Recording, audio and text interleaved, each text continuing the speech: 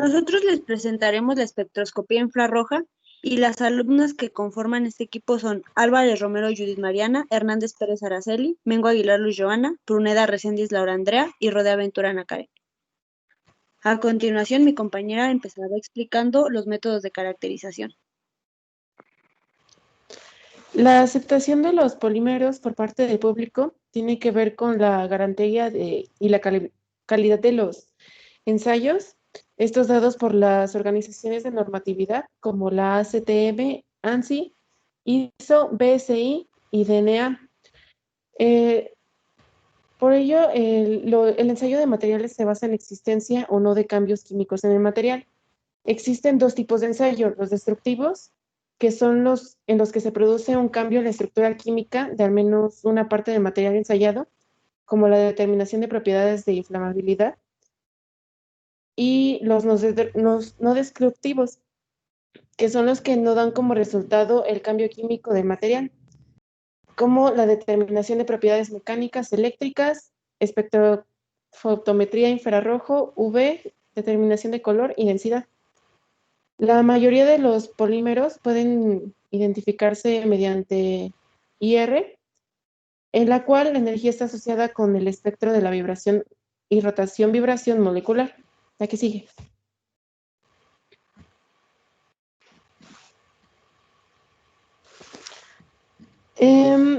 La espectroscopía infrarroja transformada de Fourier, FTIR, es una de las técnicas más versátiles y rápidas para la identificación de polímeros, como se mencionó.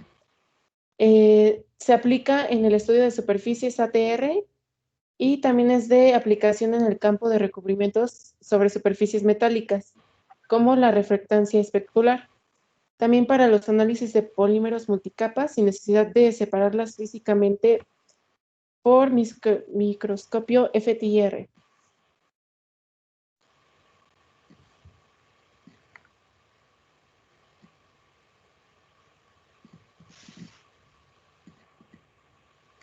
La radiación electromagnética es una forma de energía que se propaga como ondas y puede ser subdividida en regiones de longitudes de onda características. También puede ser considerada como un flujo de partículas denominadas fotones. Cada fotón contiene determinada energía cuya magnitud es proporcional a la frecuencia e inversamente proporcional a la longitud de onda. La longitud de onda es generalmente especificada en nanómetros y en algunos casos en micrómetros. En el caso del infrarrojo, la radiación electromagnética puede ser también descrita en términos de número de onda y expresada en centímetros a la menos 1. Hay tres rangos de longitud de onda de energía electromagnética de interés para el infrarrojo, que son el infrarrojo cercano, que es de 780 a 2500 nanómetros, el infrarrojo medio, que es de 2.5 a 25 micrómetros, y el infrarrojo lejano, que es de 25 a 400 micrómetros.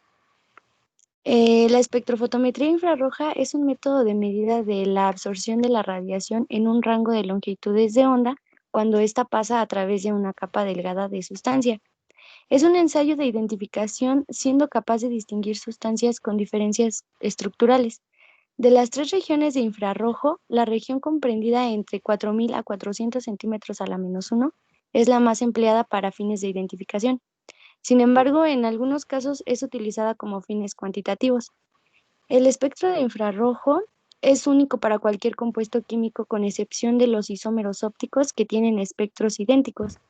En algunas ocasiones, el polimorfismo puede ser responsable de diferencias en el espectro IR de un compuesto en estado sólido. Debido al gran número de valores máximos en un espectro de absorción IR, a veces es posible medir cuantitativamente los componentes individuales de una mezcla con una composición cualitativa conocida sin separación previa. Cuando los ensayos por absorción infrarroja se aplican sobre una muestra resultante de la extracción a partir de una formulación, puede que no sea siempre posible una estricta concordancia en el espectro de referencia. Sin embargo, el espectro del material extraído y el de referencia deberían alcanzar una similitud cercana. Por otro lado, el índice de concordancia deberá ser establecido en cada caso particular con su correspondiente verificación. La siguiente, por favor.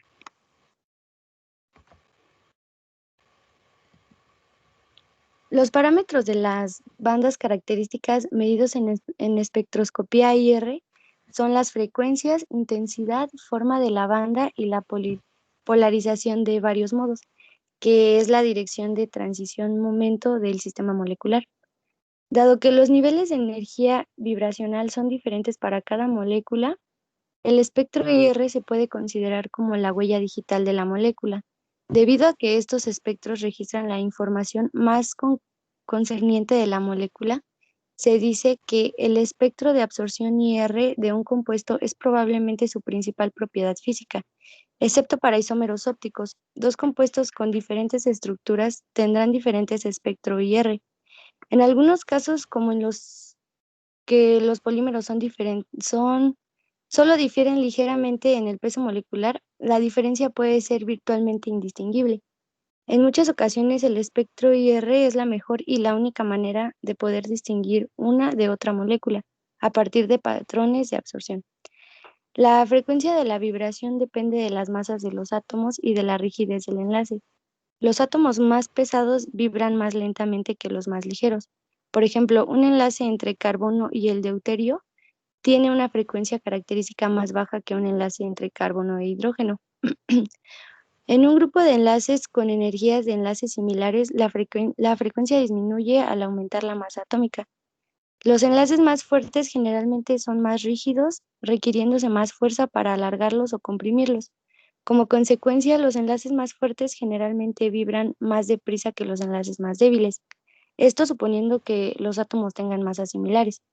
Por ejemplo, en los enlaces oxígeno-hidrógeno son más fuertes que los enlaces carbono-hidrógeno, por lo que los enlaces oxígeno e hidrógeno vibran a frecuencias más altas.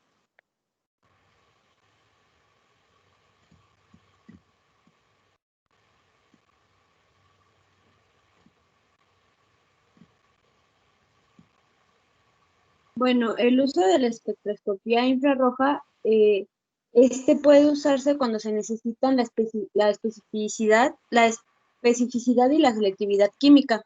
Esto puede darse en muestras de polímeros, los aditivos tales como cargas, los antioxidantes, lubricantes y agentes desmoldantes.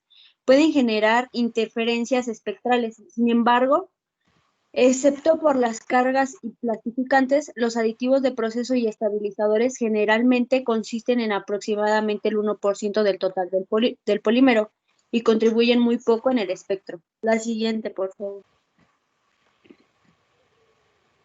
El número de onda puede calcularse de la primera manera que viene, en donde es 10 a la 4 sobre la relación de la onda por los milímetros, o también puede ser escrito como 3 por 10 a la 10 Hz.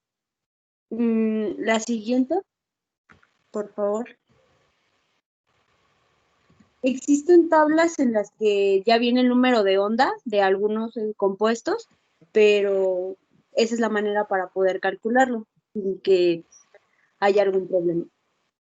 Bueno, el equipo de los espectrómetros utilizados para la obtención del infrarrojo medio y cercano consisten en una fuente de luz, monocromador o interferómetro y detector. Actualmente los espectrofotómetros de infrarrojo utilizan un interferómetro en lugar de un monocromador, en cuyo caso la radiación policromática incide sobre la muestra y los espectros son obtenidos en el dominio de la frecuencia, con ayuda de la transformada de Fourier. Ahí podemos ver en la imagen el motor, el amplificador, el demulador y después viene otro amplificador para poder hacerlo más grande la imagen, bueno, el espectro, el detector, la red de difracción, filtro, el monocromador, y enseguida viene la muestra, atenuador y la fuente, de donde sale todo, bueno, de donde se empieza todo.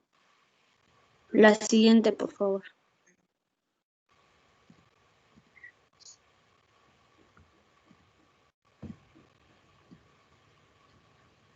Bueno, verificación de desempeño del equipo.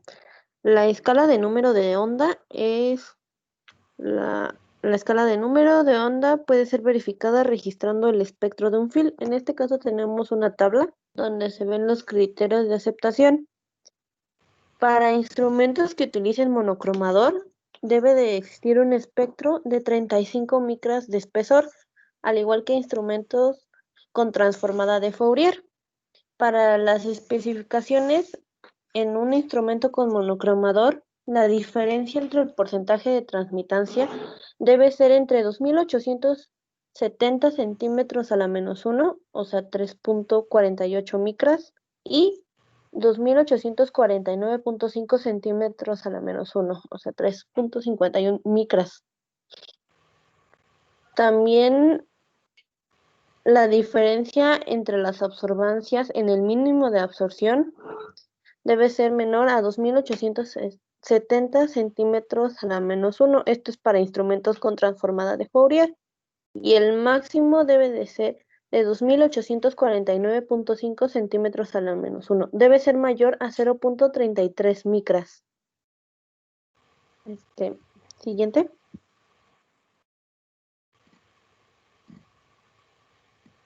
Preparación de muestras y modos de medición. Bueno, el primero es método por medida de transmitancia o absorbancia. Se debe utilizar la muestra secado bajo las condiciones descritas, a no ser que se especifique de otra forma en la monografía. Se debe preparar la muestra de acuerdo a uno de los siguientes procedimientos. Siguiente, por favor.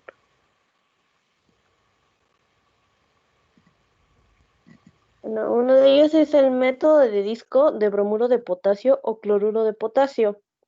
Se debe pulverizar 1 a 2 miligramos de la muestra sólida en un mortero de agata, triturar con 0.30 a 0.40 gramos de bromuro de potasio o cloruro de potasio para espectrofotometría de infrarrojo, tomando precauciones respecto a la absorción de humedad, y comprimir la mezcla en un molde adecuado con forma de disco.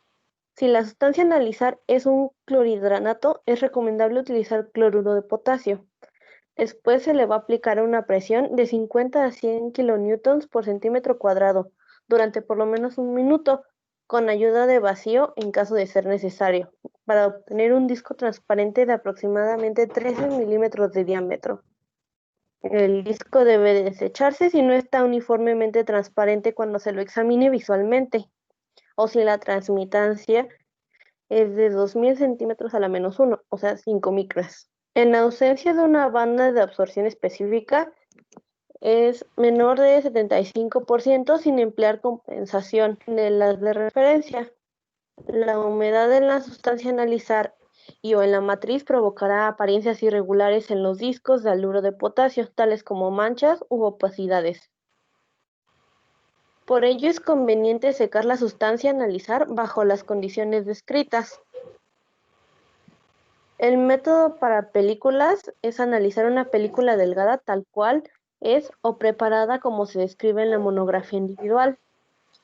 Método en solución para sólidos. Preparar la solución por el método indicado en la monografía en una celda para líquidos de material transparente a la radiación infrarroja y realizar la medida del espectro contra el solvente de referencia.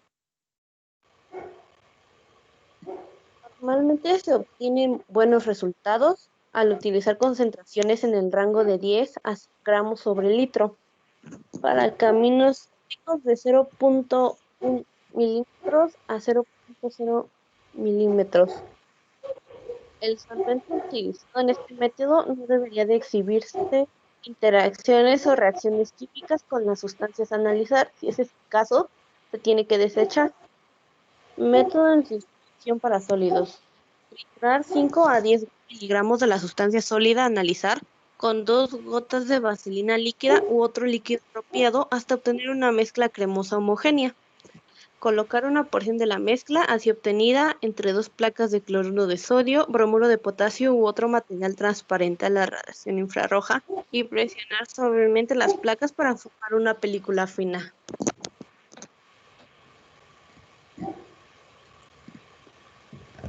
También está el método de película fina para líquidos. En este se debe colocar 1 o 2 gotas de la sustancia líquida a analizar entre 2 placas de cloruro de sodio, bromuro de potasio u otro material transparente a la radiación infrarroja y presionar suavemente las placas para formar una película fina.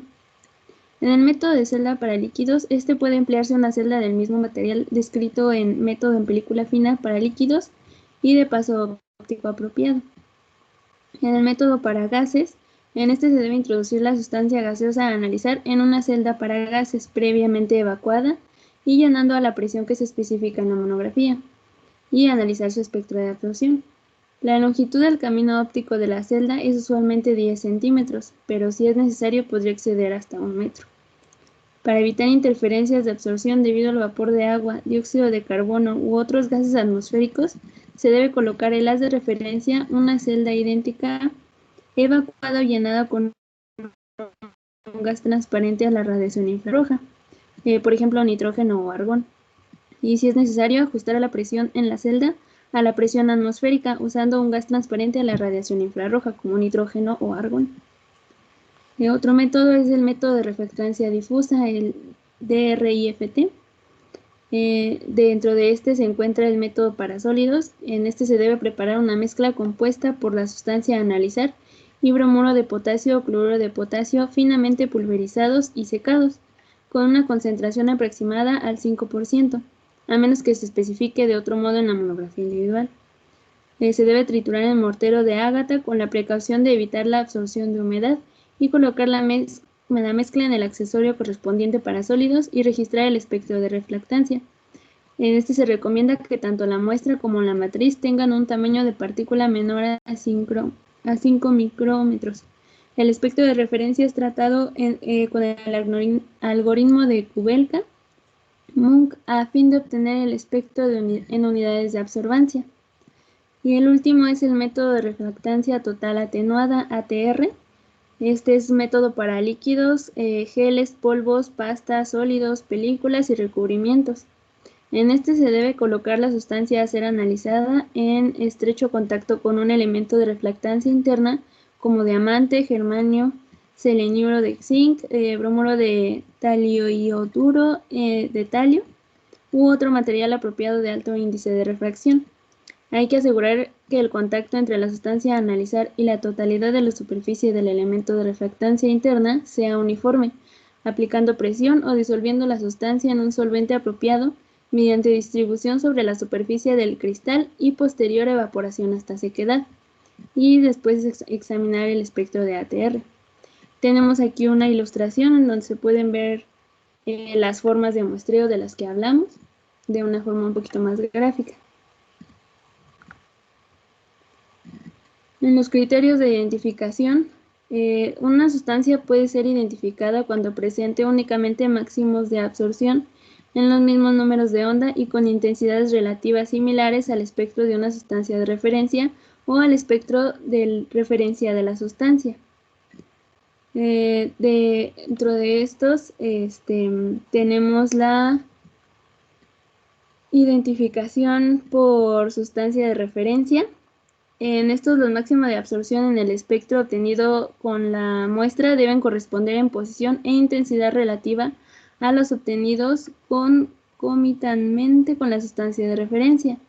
En el caso de no haber concordancia en los espectros de la muestra sólida y de la sustancia de referencia, se deben disolver porciones iguales de la muestra y de la sustancia de referencia en volúmenes iguales de un solvente apropiado, y luego evaporar las soluciones hasta sequedad bajo condiciones idénticas y repetir el ensayo con los residuos. También tenemos identificación por espectro de referencia Farmacopea Mercosur. En este se debe preparar la muestra en condiciones similares a las indicadas para la obtención del espectro de referencia y registrar el espectro para la sustancia a analizar. Los máximos de absorción en el espectro obtenido con la muestra deben corresponder en posición e intensidad relativa a los exhibidos en el espectro de referencia. En el caso de no haber concordancia entre el espectro obtenido con la muestra sólida y el espectro de referencia, se debe disolver la muestra en un solvente apropiado. Después evaporar la solución hasta sequedad y repetir el ensayo con el residuo. Y comparar los espectros y los máximos del poliestireno indicados en verificación de desempeño del equipo. Y por último está la identificación por máximos de absorción, en donde los máximos de absorción en el espectro obtenido con la muestra deben corresponder en posición a todos los indicados en la monografía individual. Y como conclusión, tenemos que la espectroscopía infrarroja es una parte importante cuando se estudia o se trabaja con polímeros. Este método de caracterizaciones de polímeros es el más utilizado ya que es rápido y sensible, además de que el uso de las técnicas de muestreo y la operación del equipo son fáciles y simples, así como el servicio y mantenimiento del equipo. Gracias a este método se puede distinguir un compuesto de otro, ya que cada compuesto tiene un espectro diferente. Debido a esto, el espectro IR es la principal propiedad física de un compuesto y se puede usar cuando se necesite especificidad y selectividad química. Y estas son las referencias que utilizamos. Y eso sería todo por nuestra parte. Muchas gracias por su atención.